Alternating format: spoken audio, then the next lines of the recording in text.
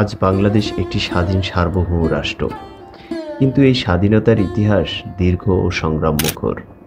একসময় বাংলাদেশ ব্রিটিশ ভারতের অংশ ছিল। পরে 1947 সালে ভারত বিভাজনের মাধ্যমে পাকিস্তানের অংশ হয়। নাম দেওয়া হয় পূর্ব বাংলা। পরবর্তীতে এর নাম হয় পূর্ব পাকিস্তান। বাংলাদেশ পাকিস্তানের অংশ হওয়ার ইতিহাস বুঝতে হলে আমাদের ফিরে তাকাতে হবে ব্রিটিশ উপনিবেশিক শাসন, ভারত বিভাজন, মুসলিম লীগের রাজনীতি এবং পূর্ব বাংলার জনমতের দিকে। এই সব কিছুই থাকছে আজকের ভিডিওতে।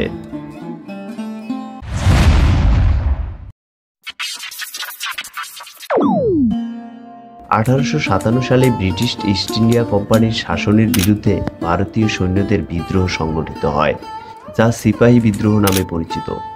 একে ভারতের প্রথম স্বাধীনতা যুদ্ধও বলা হয়।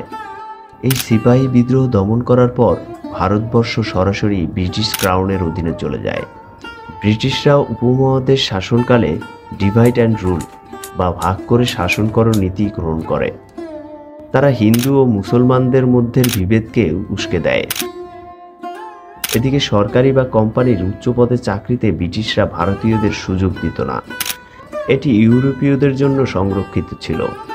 কিন্তু সে সময় অনেক হিন্দুরা দ্রুত ইংরেজি শিক্ষা গ্রহণ করে, যার ফলে তারা প্রশাসনিক ও বাণিজ্যিক এলাকায় সহজেই চাকরি পেত। এতে এই হিন্দুরা অফিসিয়াল কাজে আধিপত্য বিস্তার করা শুরু করে। তখন এই শ্রেণীকে বলা হতো বাবু সম্প্রদায়, যারা ইংরেজি শিক্ষা গ্রহণ করে ব্রিটিশ অফিসে চাকরি করতেন। এদিকে মুঘল শাসনামলে মুসলমানরা ছিল ভারতের প্রধান শাসক শ্রেণী। তাদের শিক্ষা প্রধানত ফার্সি ও আরবি ভাষা ভিত্তিক ছিল। আদালত, প্রশাসন ও দপ্তরে ফার্সি ভাষার ব্যবহার ছিল অপরিহার্য। কিন্তু 1837 সালে ব্রিটিশ সরকার ফার্সিকে সরিয়ে দিয়ে ইংরেজিকে সরকারি ভাষা ঘোষণা করে। ফলে মুসলমানদের পুরনো শিক্ষা ব্যবস্থা প্রায় অচল হয়ে পড়ে। এছাড়াও মানসিক প্রক্রিয়ার দিক থেকেও মুসলমানরা ইংরেজি শিক্ষায় আগ্রহ দেখায়নি, কারণ তারা মনে করত ব্রিটিশদের শিক্ষা ও সংস্কৃতি গ্রহণ করা মানে মুসলমানদের আত্মসমর্পণের সমান। ফলে তারা ইংরেজি শিক্ষা গ্রহণে অনীহা দেখায়। এভাবে মুসলমানদের মধ্যে এক ধরনের বঞ্চনা ও অসন্তোষ তৈরি হয়। এই বঞ্চনাকে কাজে লাগিয়ে 1906 সালে মুসলমানদের জন্য আলাদা রাজনৈতিক প্ল্যাটফর্ম গড়ে ওঠে, যার নাম ছিল অল ইন্ডিয়া মুসলিম লীগ। এ সময় মুসলিম লীগের বিভিন্ন নেতারা স্বাধীন রাষ্ট্রের পক্ষে ভিন্ন ভিন্ন সময়ে ভিন্ন প্রস্তাব ও অবস্থান নেওয়া শুরু করে। তৎকালীন বাংলার মুখ্যমন্ত্রী একে ফজলুল হক ভারতের পূর্ব ও পশ্চিমাঞ্চলের মুসলিম সংখ্যাগরিষ্ঠ অঞ্চলগুলো নিয়ে স্বাধীন রাষ্ট্র গঠন করার প্রস্তাব দেন। তার এই প্রস্তাবকেই লাহোর প্রস্তাব বলা হয়। মুসলিম লীগের আরেক নেতা মুহাম্মদ আলী জিন্না প্রচার করতে থাকেন যে হিন্দু ও মুসলমান দুটি পৃথক জাতি। তাদের ধর্ম, সংস্কৃতি, রীতিনীতি, সামাজিক মূল্যবোধ ও জীবনযাপন ভিন্ন। তার এই ভিন্নতা থেকেই জন্ম নেয় দ্বিজাতি তত্ত্ব। এই তত্ত্বে বলা হয় মুসলমানদের একটি আলাদা রাষ্ট্র দরকার, যেখানে তারা সংখ্যাগরিষ্ঠ হয়ে নিজেদের অধিকার রক্ষা করতে পারবে। তার এই দাবি পরবর্তীতে পাকিস্তান আন্দোলনের ভিত্তি হয়ে ওঠে। 1946 সালে হোসেন শহীদ সোহরাওয়ার্দী যুক্তবঙ্গ প্রস্তাব দেন। তার প্রস্তাব ছিল বাংলার পূর্ব ও পশ্চিম অংশ মিলে একটি স্বাধীন ঐক্যবদ্ধ বাংলা রাষ্ট্র গঠন হোক। তবে শেষ পর্যন্ত পরিস্থিতি পরিবর্তন হলে তিনি পাকিস্তান আন্দোলনকেই সমর্থন করেন এবং পূর্ব বাংলাকে পাকিস্তানের অন্তর্ভুক্ত করার পক্ষে দাঁড়ান। খাজা নাজিমুদ্দিন ও চৌধুরী খালিকুজ্জামান এরা দুজনেই পাকিস্তান আন্দোলনের পক্ষে ছিলেন। দ্বিতীয় বিশ্বযুদ্ধের পর ব্রিটিশরা বুঝতে পারে ভারত আর তাদের পক্ষে ধরে রাখা সম্ভব না। তাই 1947 সালে ব্রিটিশ প্রধানমন্ত্রী লর্ড মাউন্টব্যাটেন একটি বিভাজন পরিকল্পনা দেন। এই পরিকল্পনা অনুযায়ী ভারত উপমহাদেশ দুটি রাষ্ট্রে বিভক্ত হয়। হিন্দু সংখ্যাগরিষ্ঠ অঞ্চলগুলো নিয়ে ভারত এবং মুসলিম সংখ্যাগরিষ্ঠ অঞ্চলগুলো নিয়ে পাকিস্তান। তখন বাংলা প্রদেশে হিন্দু ও মুসলিম উভয় সম্প্রদায়ই বসবাস করত। পূর্ব বাংলায় মুসলমানের সংখ্যা ছিল বেশি, প্রায় 55%। মুসলিম লীগ এই ধর্ম সংখ্যাগরিষ্ঠতার উপর ভর করেই পূর্ব বাংলাকে পাকিস্তানের অংশ করার দাবি তোলে। তবে কিছু অঞ্চল ছিল যেখানে জনগণের মতামত স্পষ্টভাবে জানা জরুরি ছিল, কারণ সেখানে হিন্দু ও মুসলমান উভয়ই বসবাস করত।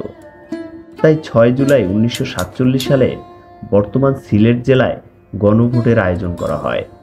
তখন প্রায় 56% ভোটার পাকিস্তানের সাথে থাকার পক্ষে ভোট দেয়। এই ফলাফলের মধ্য দিয়ে সিলেটের বেশিরভাগ অংশ পাকিস্তান বা পূর্ব বাংলায় অন্তর্ভুক্ত হয়। তবে করিমগঞ্জ মহকুমা ভারতের আসাম প্রদেশে থেকে যায়। এরই মধ্য দিয়ে 14 আগস্ট 1947 সালে পাকিস্তান রাষ্ট্রের জন্ম হয়। তবে পাকিস্তান রাষ্ট্রটি ভৌগোলিকভাবে এক হতে পারেনি। পাকিস্তান গঠিত হয়েছিল দুটি অংশ নিয়ে, পশ্চিম পাকিস্তান যা আজকের পাকিস্তান, আরেকটি ছিল পূর্ব বাংলা যা আজকের বাংলাদেশ।